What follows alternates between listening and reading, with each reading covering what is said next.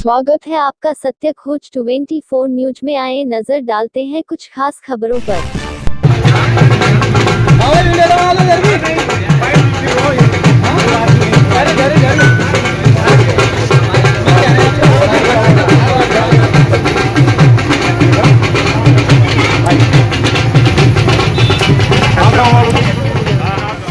सत्य खोज 24 news channel के माध्यम से हम आपको दिखाने जा रहे हैं जनपद हरिद्वार के ब्लॉक भगवानपुर क्षेत्र के ग्राम मुजाहिदपुरा में दलित समाज के नव युवक ने किया अपने गांव के साथ साथ पूरे जिले का नाम रोशन। प्रदीप कुमार बने सेल टैक्स अधिकारी। मां बाप के साथ साथ पूरे गांव को हुआ गर्व महसूस। सत्य खोज 24 न्यूज चैनल के लिए खास रिपोर्ट भगवानपुर।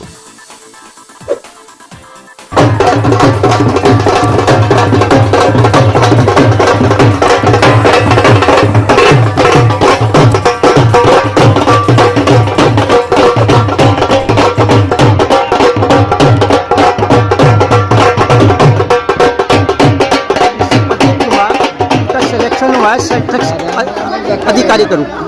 आइए लेते हैं उनसे कुछ जानकारी, उनके जीवन शैली पर डालते हैं प्रकाश। ये क्या नाम भाई साहब?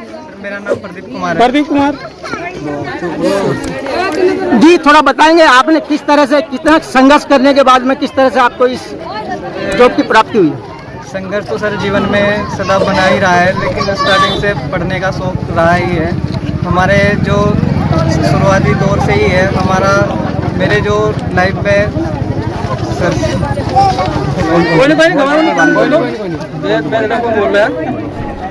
सर पढ़ने का तो शौक पहले से ही था, लेकिन इसमें मेरा जो सभी का सहयोग रहा है, मेरे माता पिता, मेरी फैमिली और मेरे गुरुजनों और मेरे दोस्तों का बहुत बड़ा योगदान रहा है। पिताजी क्या काम करते हैं आपके? सर पिताजी मजदूरी करते हैं। इससे पहले जैसे कि आपने बचपन से पढ़ाई शुरू की है, क्या बचपन से ही आपको पढ़ाई में लगन थी? सर पढ़ाई में बचपन से ही लगन थी, तो पढ़ाई एक ऐसा मेरे लिए साधन था कि मैं अपनी जो मेरी आर्थिक स्थिति है उसको बेहतर कर सकता हूँ, इसलिए मैंने हमेशा ही पढ़ाई पर विशेष ध्यान दिया है। ये आपका पहला जॉब है या इससे पहले कहीं किसी और जॉब में? सर मैं अभी रेलवे में कार्यरत हूँ, एज असिस्टेंट डिपो स्टोर में हूँ कार्यरत हूँ। तो अब जैसे कि आपको ये असिस्टेंट वो सेल टैक्स अधिकारी की पोस्ट मिली है, असिस्टेंट है सेंट्रल बोर्ड ऑफ डायरेक्टर्स जी।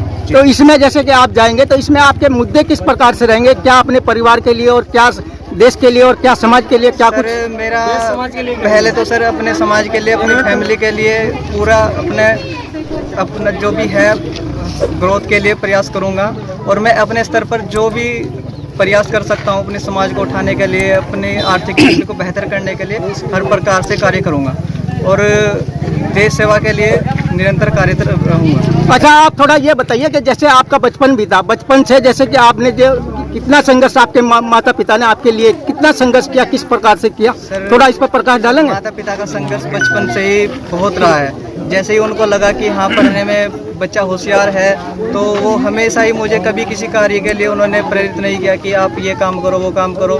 बचपन से ही हमारे गुरुजन भी साथ बहुत सपोर्टिव रहे हैं। टाइम पे जब उन्हें लगा, जब कक्षा 5 में मैं फर्स्ट आया था, तो हमारे गांव के आसपास वालों ने और हमारे जो टीचर थे उन्होंने भी घर पे जाके बोला मम्मी पापा को कि आपका बच्चा सही है, तो इसलिए हमेशा सपोर्टिव में रहे। जैसे कि अब आप जॉब पे, जो मेरे मम्मी पापा हैं मुझे बाद में भी अपनी पेंशन कट करके मुझे पढ़ाया, लेकिन कभी उन्होंने ये नहीं कहा कि हमारे पास पैसे नहीं है। मेरी सारी ज़रूरतों को पूरा करके मुझे इस मुकाम तक पहुंचाया है। जैसे कि आपके माता पिता ने अपना पेट काट के, अपना निवाला आपको खिला के, जैसे कि आपको इतना बड़ा, इतना काबिल बना दिया, तो अब आप उनके विषय में किस प्रकार से क्या करेंगे? सर मेरा प्राइमरी मोटिव यही रहता है कि मैं अब सदैव अपनी फैमिली के साथ रहूं और उनको एक बेहतर जीवन दे सकूं। मेरा मेन मकसद यही था कि अपने फैमिली को एक बेहतर स्तर पर ले जा सकूं, क्योंकि मैंने देखा है अपने गांव का जीवन भी और कैसी स्थिति में रह करके उन्होंने ये काम किया है।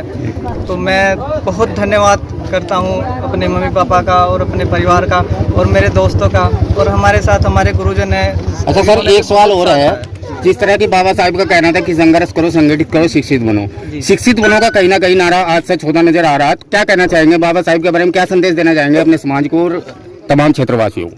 सर शिक्षा, मेरा माना तो अम्बेडकर जी, मैं सब बहुत ज़्यादा उनसे प्रेरित हूँ, क्योंकि उन्हीं के उन्हीं को पढ़ के मैं इन मुकाम पर पहुंचा हूं। मैंने देखा है, उनकी जीवनी को पढ़ा है कि किस प्रकार से वे निरंतर संघर्ष करने के बावजूद आज पूरे विश्व में सिंबल ऑफ नॉलेज के नाम से विख्यात हैं। जिस प्रकार से उनके संघर्ष रहा है, हमेशा सदैव हुई प्रेरणादायक रहा है। किस प्रकार से उन्होंने संघर्ष किया है, जिस समय वो इतनी परिस्थितियों में थे तब भी इतने बड़े स्तर पर पहुंच चुके।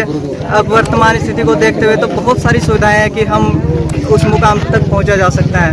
उन्हीं के पद चिन्हों पर चल के हम भी आगे प्रयास करेंगे और अपने समाज के लिए जो भी कर सकते हैं इस प्रकार से। और क्या क्या टिप्पणी करेंगे आप जीवन शैली पर? पहले तो जो जॉब लगी है इसकी, करीबन प्रदीप मेरे से 10 साल से जुड़ा हुआ है। और जब पहली बार ये लड़का मेरे पास आया था 10th क्लास में पढ़ने के लिए, तो मुझे लगा कि हाँ ये कुछ करेगा। मुझे बाद में पता लगा कि बहुत ही एक गरीब परिवार से बिलोंग करता है लड़का। मैं घर पे आया इसको देखा। उसके बाद इसने 12th पास किया। इसके बाद इसने 15 यूनिवर्सिटी पर इसका सिलेक्शन हुआ, लेकिन किसी कारणवश वहाँ पे जा नहीं पाया। फिर मैंने कहा हारना नहीं, एक काम कर IAS PCS की तैयारी कर एक बार को। तो उसने कहा ठीक है सर करता हूँ। फिर इसने लगातार संघर्ष करता है इस चीज़ के लिए। और आज मैं इतना गदगद हूँ इस चीज़ के लिए कि भाव विभोर भी हो तो भी वो भी कम पड़ेगा मेरे लिए।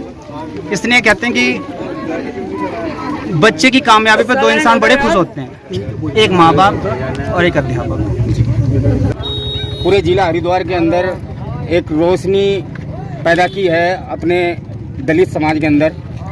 और कहीं ना कहीं आज बाबा साहिब का कहना शिक्षित बनो, संगठित रहो, संघर्ष करो।